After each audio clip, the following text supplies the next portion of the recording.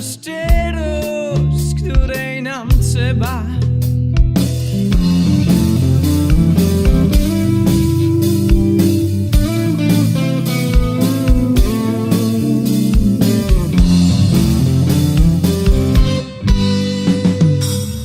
Gdzie mam szukać nieba? Ja zerkam ku górze.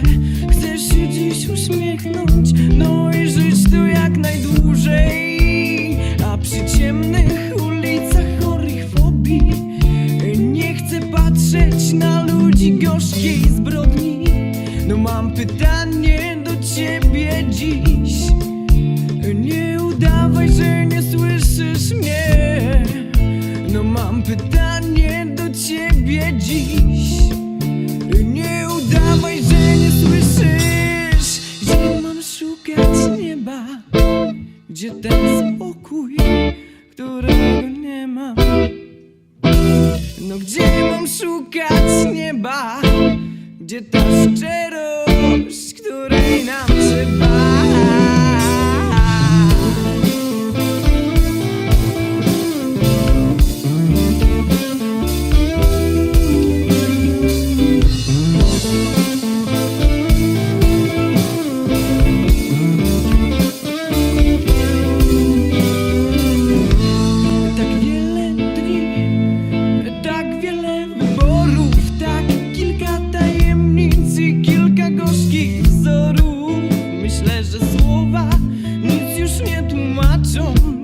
Teraz obrazy za nami płaczą. Uspokój się już.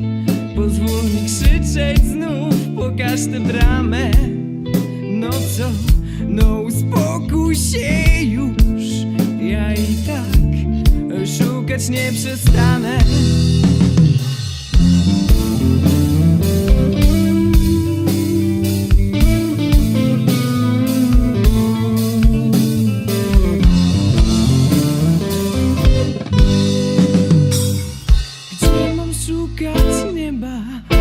Gdzie ten spokój, którego nie mam?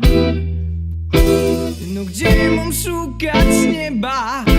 Gdzie ta szczerość, której nam trzeba?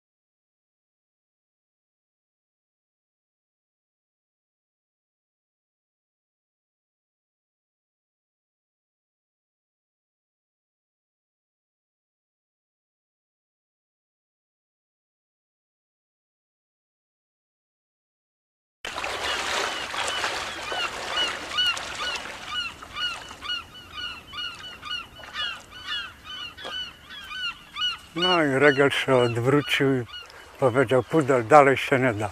A był to rok 73. Jechaliśmy, tak nam się jakoś przywidziało, 36 godzin stopem. Dojechaliśmy do tego koło brzegu, no i Regel Braden. Dalej się pudel nie da, Szwecja za daleko.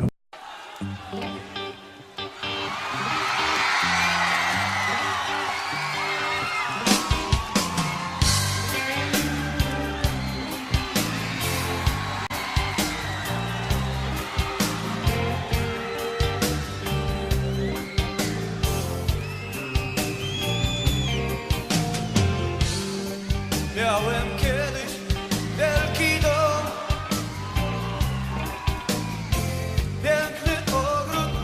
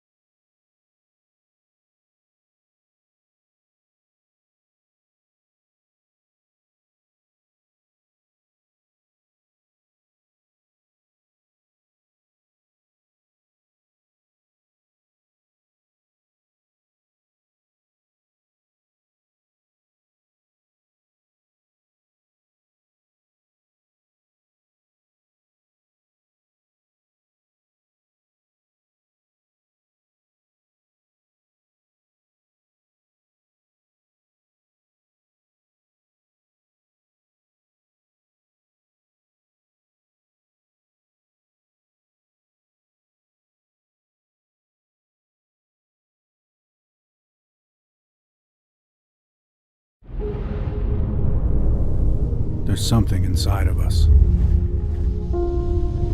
Blind to the forces that restrict our potential, it gives us the gift of unlimited ability. We use it to rise above ourselves, to reach the unreachable.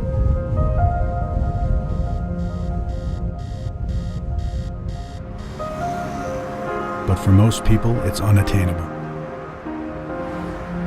bound by fear, trapped inside the walls they build, asleep but never dead. We fight to awaken it. We fight to live unbound.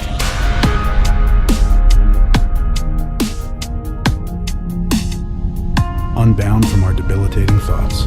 I can't. It's too risky. I'm afraid. That's impossible. If you think impossible exists, remember that we, the human race, are an impossibility in an impossible universe. We do have weaknesses, fears, and doubts, but they're overpowered by psychological strength, by the most powerful directing force of our future, our belief.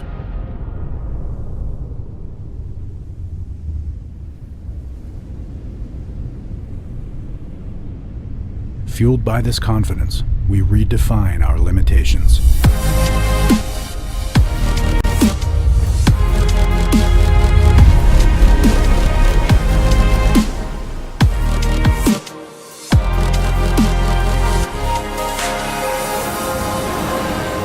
We live unbound from the status quo, from the guidelines that suffocate our imagination.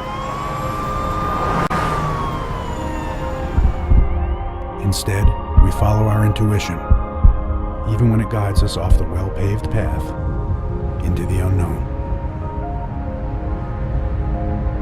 Despite its uncertainty, we have learned to love this place. It gives us answers. It's where we belong.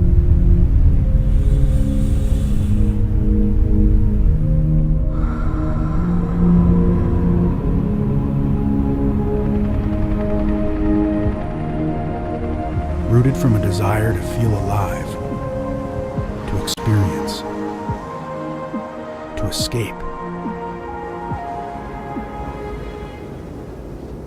to discover what we're truly capable of. We live unbound.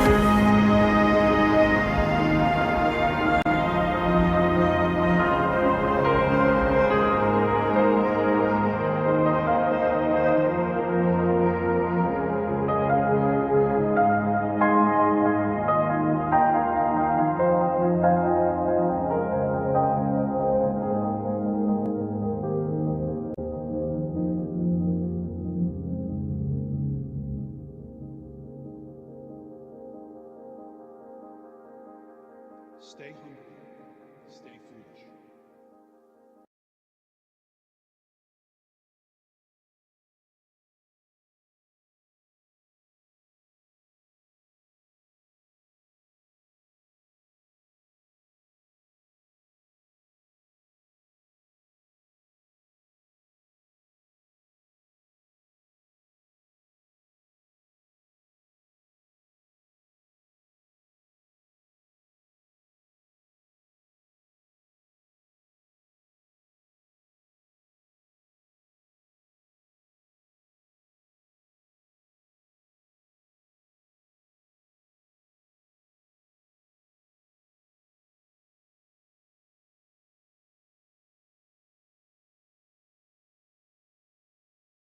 I'm gonna miss you when you go.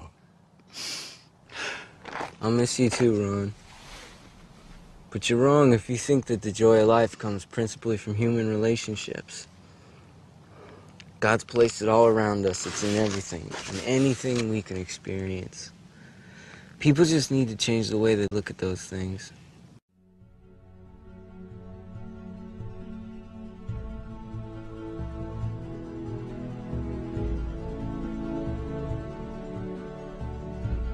People don't know what they are. People really don't know what kind of a being they are. And because of that, which is in many cases kept purposely away from them, they're manipulated. How can you get a grasp of your own life and take any kind of control of your own experience if you don't know who you are, where you are, or the nature of the world you're living in?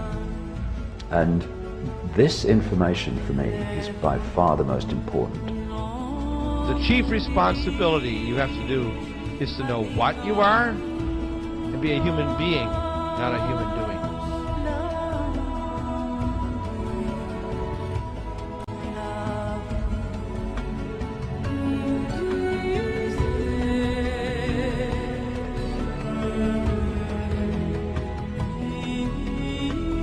If we truly knew what we were, we would never do what we're doing.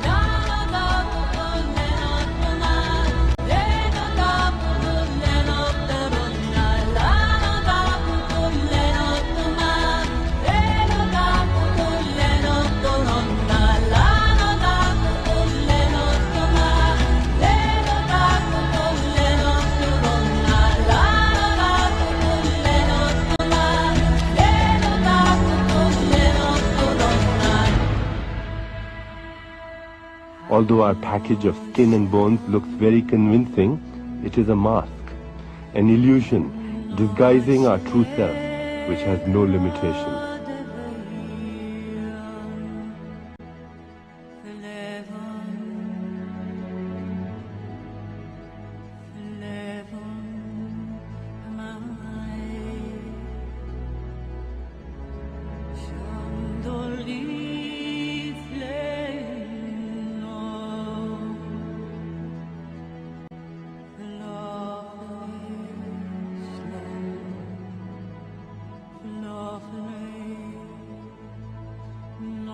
Every physical, visible force is merely a manifestation of one of these great invisible streams of energy that functions in space. To the ancients, the earth had invisible principles. The earth was not merely a lump. The whole planet is a vast organism, a tremendous, vital, dynamic structure. Or as the ancients put it, the earth is alive.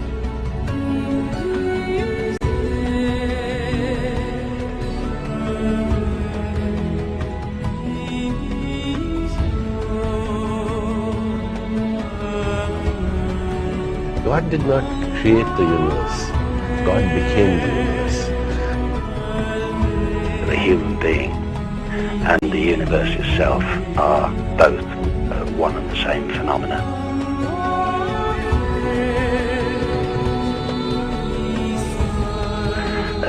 In other words, every human being is a miniature universe, and each of us contains within us all the forces and possibilities of the greater universe.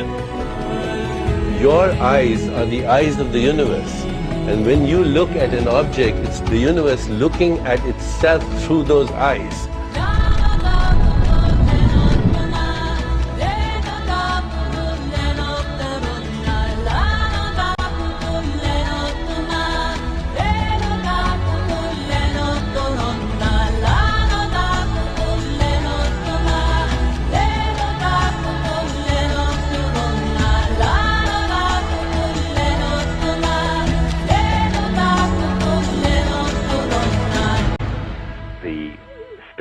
within us, the pure conscious mind within us, and outer space are all one being, that we're all part of this huge, wonderful, infinite, quantum holographic universe that's awake.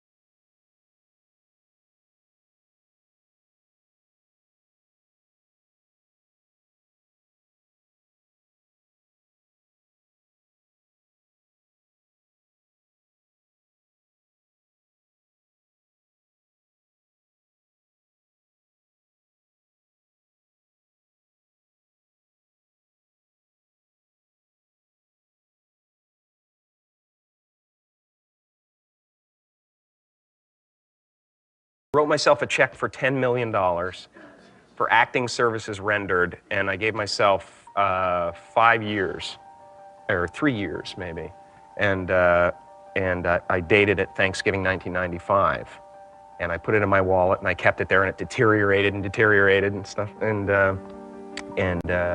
but then just before Thanksgiving 1995, I found out that I was going to make $10 million on, I think it was Dumb and Dumber, maybe. Dumb and Dumber, yeah.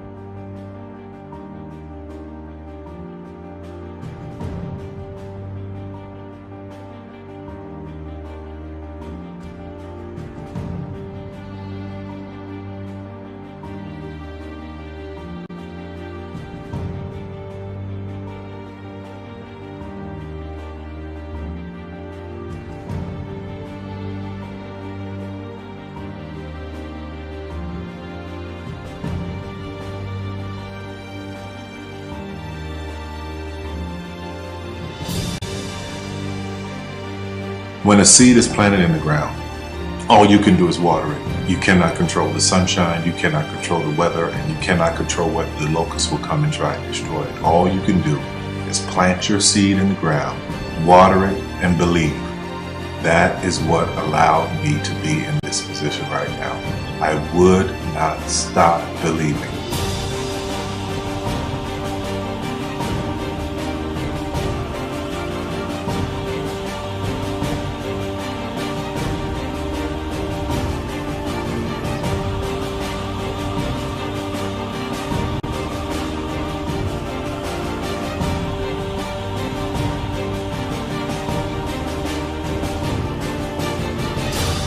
don't take that for an answer. I mean, I think if you believe in what you're doing, many people will tell you, why you're mistaken, why it'll never work. But if you really believe passionately in what you're doing, just keep going, keep pushing on, and then if you don't succeed, pick yourself up and try again, and ultimately, if you're that determined, you will succeed in life. This is a major opportunity. This is a major lifetime event for you. In all of the years that I've been doing this, only one person has quit, left. I've been amazed that there's only been one person, because some people, and sometimes you really suffer. It's very tough. People say you have to have a lot of passion for what you're doing, and it's totally true. And the reason is because it's so hard that if you don't, any rational person would give up. It's really hard, and you have to do it over a sustained period of time. So if you don't love it, if you're not having fun doing it, and you don't really love it, you're going to give up. And that's what happens to most people, actually. If you really look at the ones that ended up, being successful, unquote, in the eyes of society, and the ones that didn't, oftentimes it's the ones that are successful loved what they did so they could persevere when it got really tough. And the ones that didn't love it quit because they're sane, right? Who would want to put up with this stuff if you don't love it? So it's a lot of hard work, and it's a lot of worrying constantly. And if you don't love it, you're going to fail. Make a choice. Like, you just decide what it's going to be, who you're going to be, how you're going to do it. Just decide. And then from that point, the universe is going to get out your way. Because it's only about 1% of people have the ability to really take risks, entrepreneurial risks. 99% of the population can work for a business once it's established. Only 1% have the courage and the ability to actually make the entrepreneurial breakthroughs that create those jobs. Somebody said to me, "What did you learn from your father?" And what I learned from my father is that work can make you happy. Really can make you happy. But you have to love what you do. You're meeting your must, my friends. Maybe it's time to change your must. Some people's must is to survive. Some people's must is to be okay. Some people's must is to have freedom. Some people's must is to have more than they could possibly spend. Some people's must is to take care of everybody around them. Whatever your must is, you're going to get it. Think how your life would be different if you raised the standard of what you expected from yourself, not your people, yourself, to that level. How things could shift. It's all about changing your shoulds to musts. It's all about going back and saying, this is how it's going to be.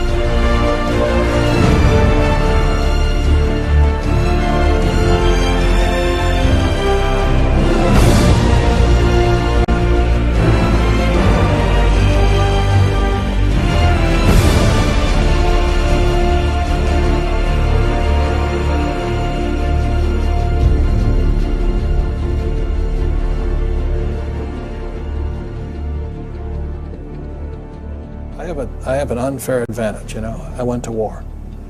And at war, I'm alive because other guys died for me. When you see stuff like that, how can I quit? Most guys are just wimps, pussies, cowards. They don't have it. In the beginning, we went to every single label, and every single label shut their door on us. The genius thing that we did was we didn't give up.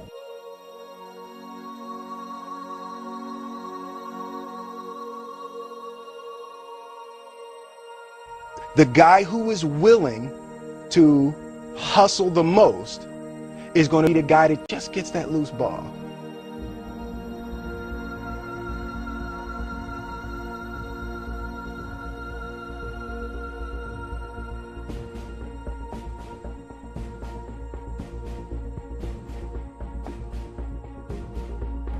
Let me tell you something you already know.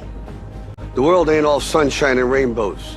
It's a very mean and nasty place, and I don't care how tough you are, it will beat you to your knees and keep you there permanently if you let it. You, me, or nobody is gonna hit as hard as life. But it ain't about how hard you hit. It's about how hard you can get hit and keep moving forward. How much you can take and keep moving forward. That's how winning is done. Now, if you know what you're worth, now go out and get what you're worth. But you gotta be willing to take the hits and not pointing fingers saying you ain't where you wanna be because of him or her or anybody. Cowards do that, and that ain't you. You're better than that.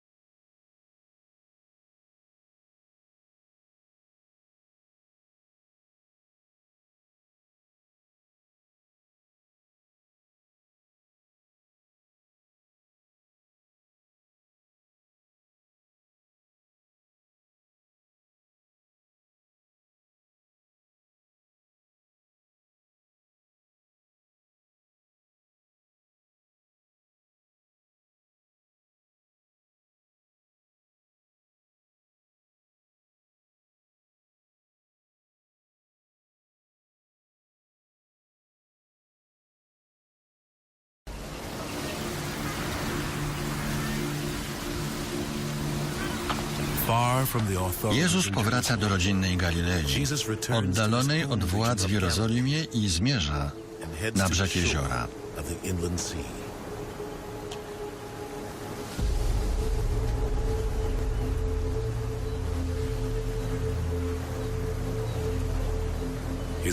Tu rozpoczyna się jego misja.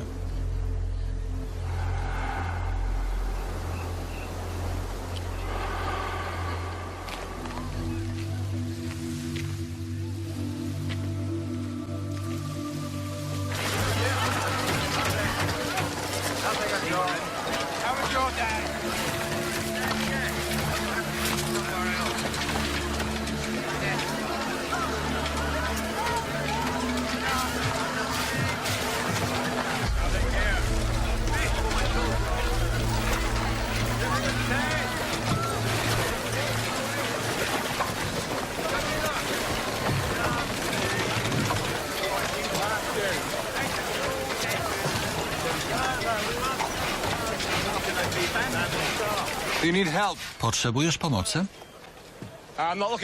Nie czekam na pomoc. A zresztą nie ma przy czym pomagać.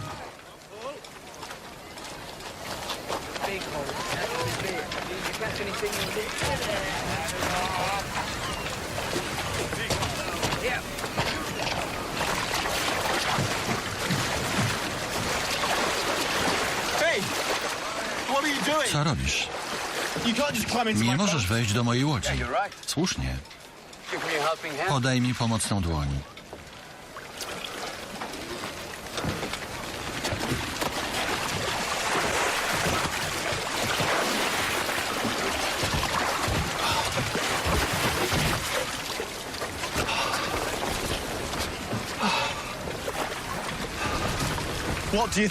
Co ty sobie wyobrażasz? Wypłyniemy na połów. O tej porze nie ma ryb. Zresztą tu nigdy ich nie ma. Piotrze, daj mi godzinę, a ja dam ci zupełnie nowe życie. Kto powiedział, że tego chce?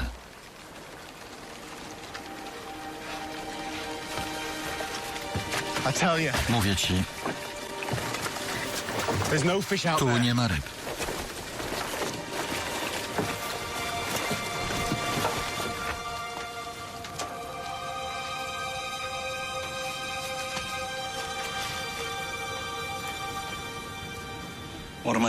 Co mam z tobą zrobić? Z tobą i z twoimi groźnymi ustami. Posłuchaj. Szalonego podżegacza? Nie sądzę. Posłuchaj Bożego przesłania. Bliskie jest Królestwo Niebieskie. Jednak twierdzisz, że jesteś Mesjaszem? Nie. Ale uważasz, że on nadejdzie? Nie.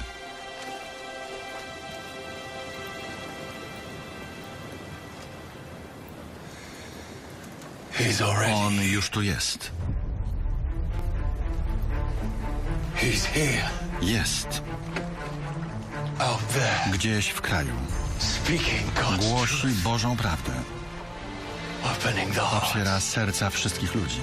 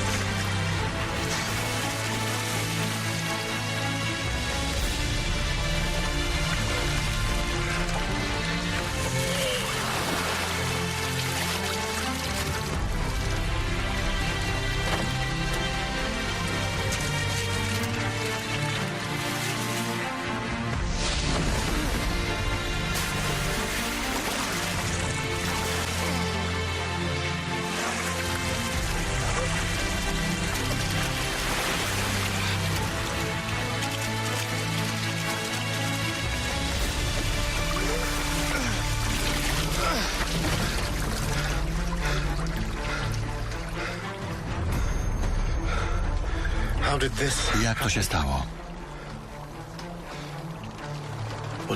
Co zrobiłeś?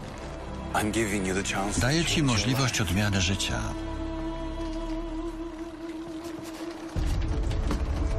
Piotrze, pójdź za mną. Porzuć łowienie ryb, a ja uczynię cię rybakiem ludzi. Co zrobimy?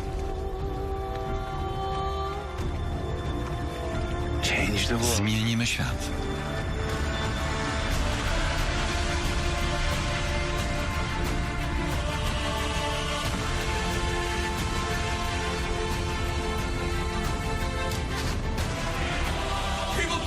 Dzięki niemu nastanie nowa epoka prawości i sprawiedliwości.